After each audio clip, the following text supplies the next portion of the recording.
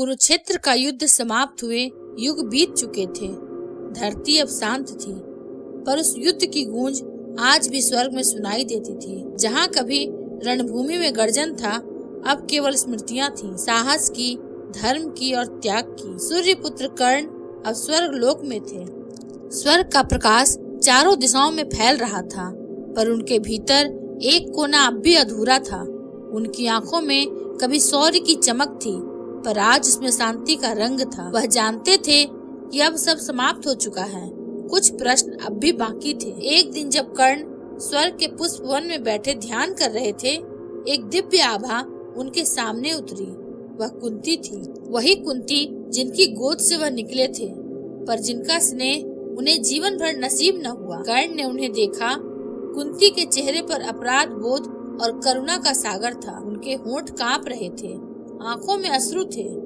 बेटा, यह एक शब्द जैसे आकाश में गूंज उठा। कर्ण ने वर्षों से इस शब्द को सुनने की लालसा की थी, पर अब जब उसने इसे सुना तो उसके भीतर ज्वालामुखी फूट पड़ा। वह बोले, अब क्यों आई माँ? जब संसार मुझे सूत पुत्र कहकर ठुकराता था, तब यह शब्द कहाँ था? जब मुझे गुरु ने श्राप दिया, समाज ने अपमान किया, तब आप कहाँ थी? कुंती की आंखों से आंसू बह निकले। बेटा, मैं अपराधिनी हूँ। उस समय की व्यवस्था ने मुझे बांध दिया था। अविवाहित थी, समाज का भय था। मैंने तुझे जन्म दिया, पर दुनिया की ठोकरों से डरकर तुझे गंगा की गोद में बहा दिया। कर्ण की आंखों में दर्द था, पर स्वर शांत। आपने मुझे संसार को सौंप दिया, पर मैंने उसे अपनाया। मैंने राधा माँ की गोद में सच्चा स्नेह पाया। अधीरथ पिता से कर्म का पाठ सीखा। मुझे आपसे कोई शिकायत नहीं माँ, बस एक प्रश्न है, क्या आपने मुझे कभी याद किया? कुंती ने कांपती आवाज में कहा, हर श्वास में, हर क्षण में। जब पांडवों को देखती थी तो तेरी छवि उनमें ढूंढती थी। हर विजय में, हर हार में तेरी अनुपस्थिति का बोझ था। कर्ण, मैं तुझे कभी नहीं भूल सकी। कर्ण ने दूर क्षितिज की ओर देखा। माँ, मैंने अपने जीवन में सबसे बड़ा युद्ध अपने भाग्य से लड़ा। मैंने क्षत्रिय होने का अधिकार कर्म से कमाया, पर समाज ने मुझे जन्म से बांध दिया। द्रोणाचार्य के पास गया तो उन्होंने कहा, सूत पुत्र, तू धनुर्विद्या का अधिकारी नहीं। मैंने प्रण लिया, कर्म से क्षत्रिय बनूंगा। वह आगे बोले, पर जब परशुराम जी ने मुझे श्राप दिया, जब दुर्योधन ने मुझे मित्र बनाया, तब मैंने समझा यह संसार जाति से नहीं, स्वार्थ से चलता है। माँ, दुर्योधन ने मुझे वह दिया जो किसी ने नहीं दिया, सम्मान, और इसलिए मैंने उसे जीवन भर नहीं छोड़ा। कुंती ने कहा, मुझे पता है बेटा, मैंने जब तुझसे युद्ध से पहले मिलने आई थी, तेरा मुख तेज से दमक रहा था। मैंने तुझसे कहा था, पांडव तेरे भाई हैं, उनके साथ मत लड़, पर तू बोला, माँ, अब लौटना संभव नहीं। दुर्योधन मेरा मित्र है और मैं उसकी आखिरी सांस तक रक्षा करूंगा। उस दिन मैंने तुझे देखा और समझा, तू जन्म से नहीं, कर्म से श्रेष्ठ है। कर्ण ने धीरे से कहा, माँ, मैंने तुम्हें उस दिन भी क्षमा कर दिया था जब तुम मुझसे मिलने आई थी। तब मेरे हृदय में कोई क्रोध नहीं था। मैंने तुमसे कहा था, माँ, तुम्हारे 5 पुत्र जीवित रहेंगे, और मैंने अपना वचन निभाया। कुंती का हृदय फटने को हुआ। उन्होंने रोते हुए कहा, तूने मुझे वचन देकर सबसे बड़ा वरदान दिया था बेटा। तेरे बलिदान ने न केवल पांडवों को बल्कि मेरे अस्तित्व को भी जीवित रखा। कर्ण मुस्कुराया, माँ, मैं सूर्य का पुत्र हूँ। मेरे हिस्से में प्रकाश था, पर छाया नहीं। मैंने जीवन में हर किसी को दिया, पर बदले में कुछ नहीं मांगा। तभी चारों ओर एक दिव्य ज्योति फैली। सूर्य देव स्वयं प्रकट हुए। उन्होंने कहा, कर्ण, अब तेरा मन शांत हुआ है। तूने अपनी माँ को क्षमा कर दी। यह तेरे तेज का प्रमाण है। कुंती ने सूर्य देव को प्रणाम किया। प्रभु, मैं धन्य हूँ, आपने मुझे ऐसा पुत्र दिया। सूर्य देव मुस्कुराए। अब समय है कि कर्ण अपने भाइयों से मिले। धरती पर जो वैर था वह यहीं समाप्त होगा। कर्ण ने धीरे से सिर झुकाया। हाँ पिता, अब मेरे हृदय में कोई वैर नहीं। मैं उन्हें भाई नहीं कह सका जीवन में, पर आज मिलकर गले लगाना चाहता हूँ। स्वर्ग के दूसरे उपवन में पांडव विराजमान थे। युधिष्ठिर ध्यान में थे। भीम गदा को निहार रहे थे। अर्जुन शांत बैठे थे। नकुल सहदेव फूल चुन रहे थे। अचानक उनके सामने प्रकाश फैल गया।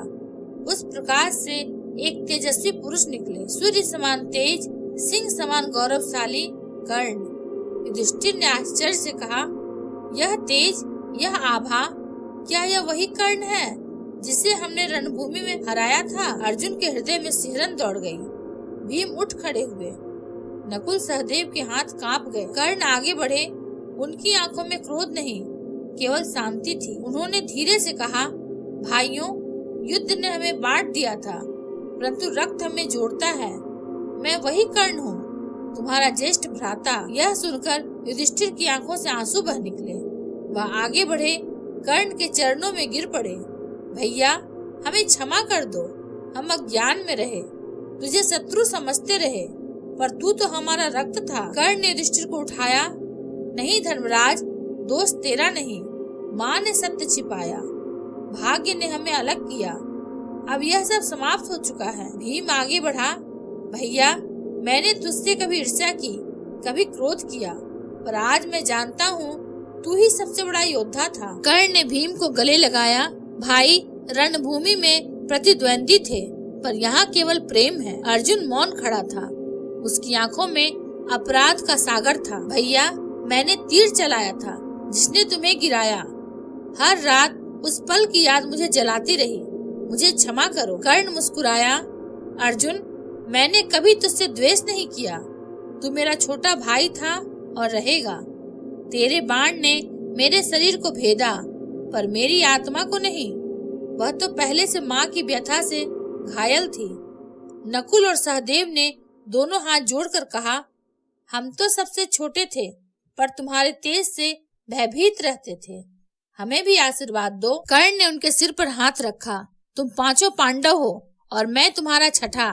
अब सब मिलकर वही एकता है जिसकी कमी ने हमें युद्ध तक पहुंचाया। तभी कुंती वहां आई। उनके सामने उनके 6 पुत्र खड़े थे। स्वर्ग के आकाश में वह क्षण अमर हो गया। कुंती रोती हुई बोली, आज मैं पूर्ण हुई हूँ। मेरे 6 पुत्र अब साथ हैं। युद्ध ने हमें बांटा था, पर प्रेम ने हमें फिर जोड़ दिया। युधिष्ठिर बोले, माँ, हमें यह कभी नहीं पता था कि हमारा ज्येष्ठ कौन है। आज हमें वह सत्य मिला जो धर्म से भी बड़ा है। कर्ण ने मुस्कुराते हुए कहा, माँ, मैं अब शांति में हूँ।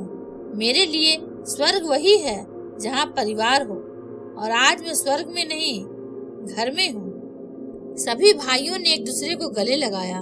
देवगण पुष्प वृष्टि करने लगे। आकाश में वीणा बज उठी। गंधर्व गान करने लगे। धर्म, क्षमा और प्रेम का यह मिलन युगों तक अमर रहेगा। सूर्य देव ने प्रकट होकर कहा, आज मानवता को यह शिक्षा मिल गई है कि वैर, अपमान और जन्म से बड़ा है प्रेम और क्षमा। कर्ण, तूने धरती पर जो अधूरा छोड़ा, आज उसे पूर्ण किया है। कर्ण ने सभी की ओर देखा। माँ, भाइयों, अब मैं मुक्त हूँ। मेरे जीवन की कथा युद्ध की नहीं, क्षमा की बने।